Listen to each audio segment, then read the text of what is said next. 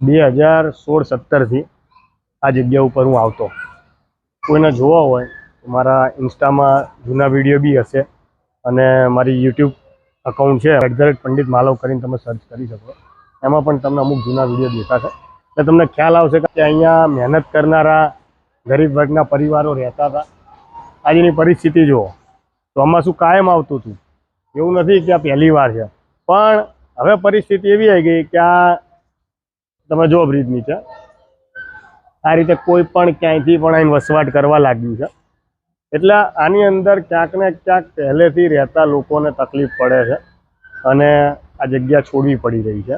સાથે સાથે ગંદકી પણ એટલી વધી રહી છે કે જે અહીંયા 7-8 વર્ષથી 10 વર્ષથી સ્થાયી હતા એ લોકોને અહીંથી પલાયન કરવું પડ્યું.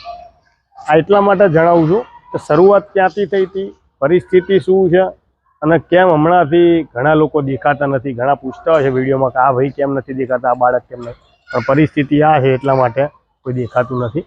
આપની આજુબાજુ આવી જગ્યાઓની મુલાકાત ચોક્કસથી લેજો.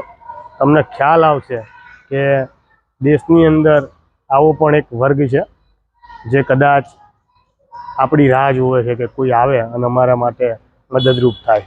જય હિન્દ.